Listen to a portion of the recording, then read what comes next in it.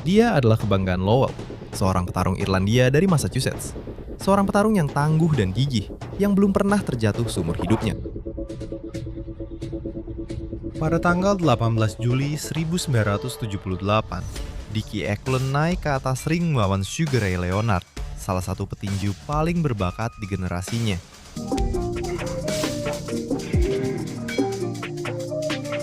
Apa yang terjadi malam itu menjadi momen penentu dalam hidupnya. Dickie Eklund tumbuh di Lowell, Massachusetts, dalam keluarga Irlandia besar yang menjunjung tinggi kekuatan dan tinju. Dia mulai bertarung di jalanan sejak usia 12 tahun melawan orang dewasa yang usianya 2 kali lipat dari dirinya. Dia mengumpulkan 194 kemenangan dari 200 pertarungan sebagai amatir, memenangkan 2 kejuaraan sarung tangan emas New England, dan beralih ke tinju profesional pada tahun 1977. Dia meraih 10 kemenangan beruntun dan membangun reputasi sebagai petinju paling atraktif di wilayah tersebut. Lowell sangat mengidolakannya. Dia cepat, lincah, dan mustahil untuk dipukul KO. Tidak ada yang pernah menjatuhkannya. Dia adalah idola kota itu. Kebanggaan Lowell. Dan pada tahun 1978, pertarungan terpenting dalam hidupnya pun datang. Sugar Ray Leonard bukan hanya seorang petinju hebat.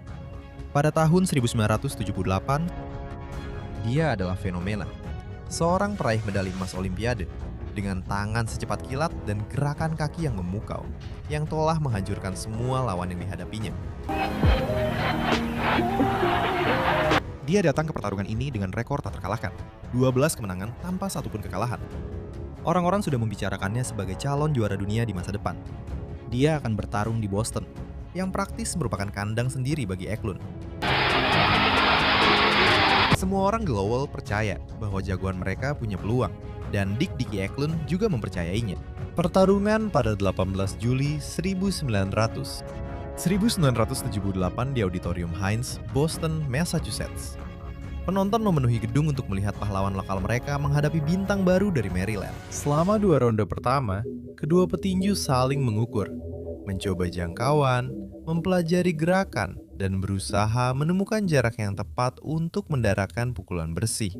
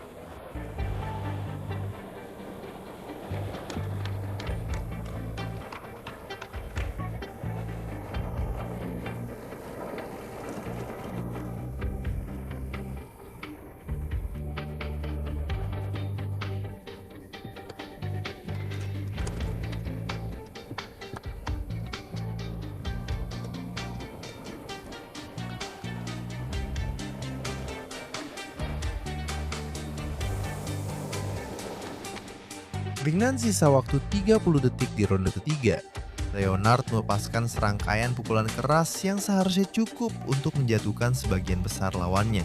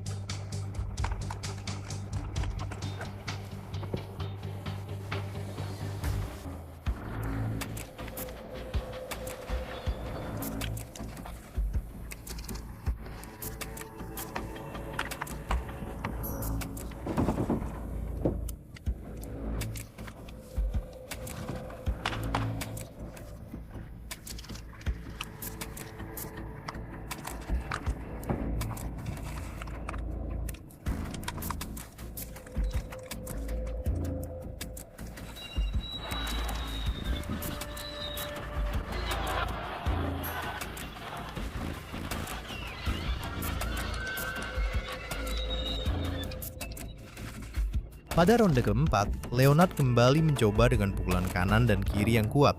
Tetapi Eklund terus menghindar, menjaga ritmenya, dan memanfaatkan jangkauannya untuk menjaga Leonard tetap pada jarak aman.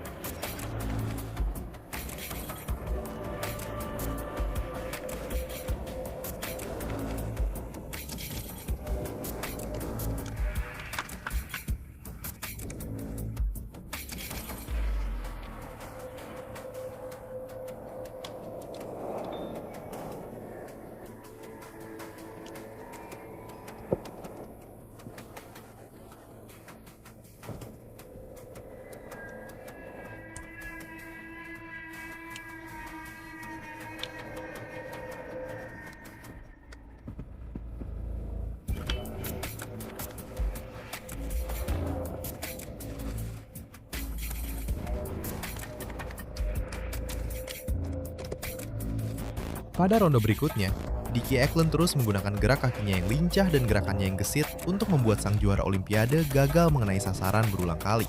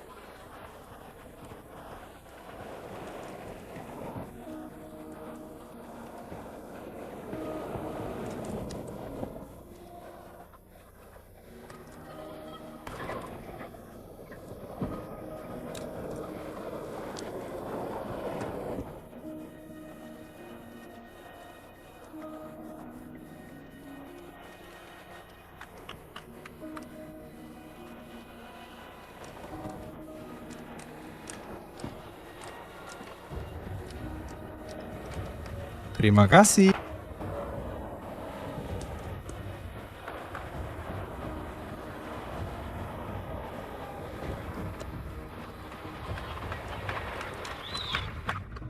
Kemudian, pada ronde ke-6, Leonard sudah mempelajari pola lawannya dan melepaskan pukulan kanan yang dahsyat, diikuti dengan pukulan kiri yang menghancurkan, yang membuat Eklund terjatuh ke kanvas untuk pertama kalinya dalam karirnya. Dia bangkit sebelum hitungan selesai sambil tersenyum.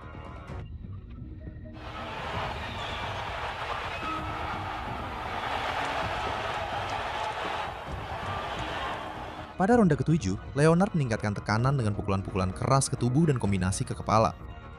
Eklund menahan semuanya dan terus maju.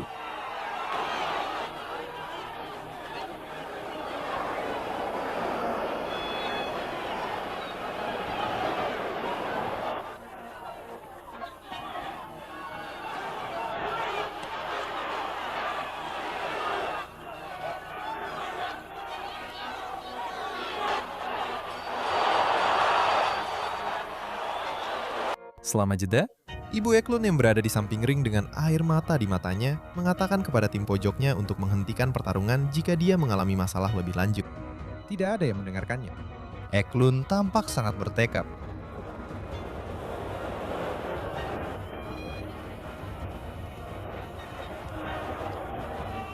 Pada ronde ke-8, Leonard melancarkan hujan pukulan demi pukulan. Eklund tetap bertahan di sana, menahan dan berusaha membela diri. Pada akhir ronde, Leonard mendaratkan pukulan yang membuat luka di atas mata kiri Eklund.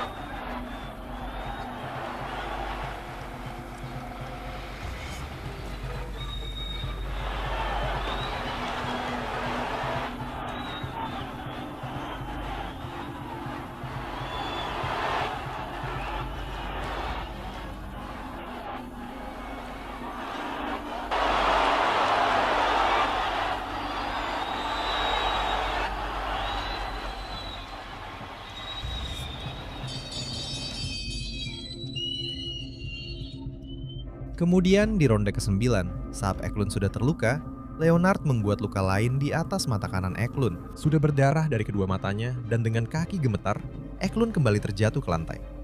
Dia melewati hitungan, bangkit, dan tetap tersenyum. Bertekad untuk menyelesaikan pertarungan dengan berdiri.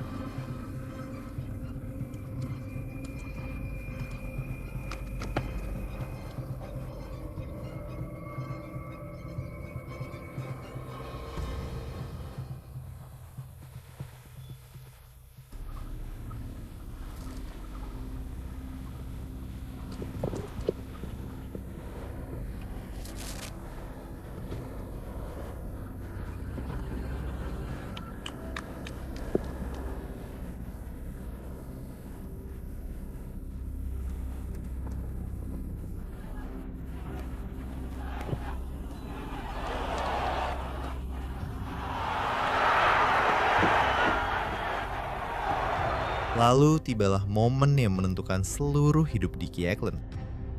Leonard terjatuh ke lantai. Wasit menganggap itu sebagai terpeleset, tapi Eklund melangkahi dia seperti seorang pria yang baru saja menaklukkan dunia.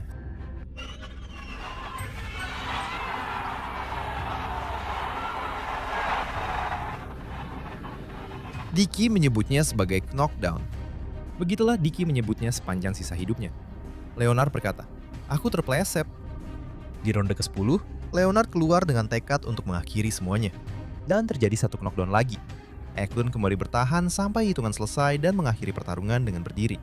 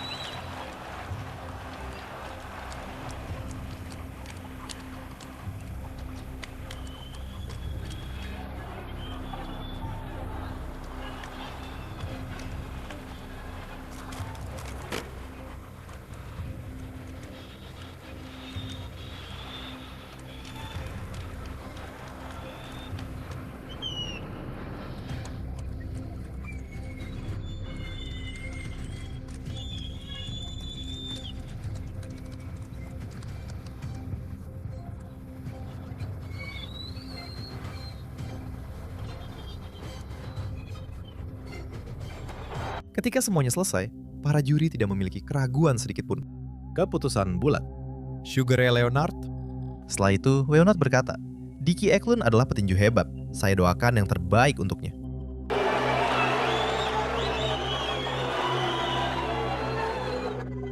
Dickie Eklund keluar dari stadion itu sebagai pria yang berhasil bertahan 10 ronde melawan Sugar Ray Leonard. Di Lowell, itu membuatnya menjadi legenda. Tapi itu tidak bertahan lama, karena seluruh karirnya hancur akibat lebih dari 66 kali penangkapan terkait narkoba pada awal tahun 1980-an. Seiring waktu, dia kembali, keluar dari penjara. Dia menjalani rehabilitasi dan menjadi pelatih saudara tirinya, Mickey Ward. Bersama-sama, mereka menulis salah satu kisah paling terkenal dalam sejarah tinju, dengan 3 pertarungan melawan Arturo Gatti yang masing-masing terpilih sebagai pertarungan terbaik tahun itu. Dan sebuah film Hollywood tahun 2010 berjudul The Fighter, di mana Christian Bale memenangkan Oscar atas perannya sebagai Dickie Eklund. Dickie Eklund bertahan 10 ronde melawan Sugar Ray Leonard dan kalah melalui keputusan mutlak. Dia menghabiskan sisa hidupnya menceritakan kepada siapa saja yang mau mendengarkan bahwa dia telah menjatuhkannya. Berlanggananlah untuk melihat lebih banyak dan tinggalkan komentar. Apakah itu sebuah knockdown atau hanya terpeleset? Beritahu kami pendapatmu.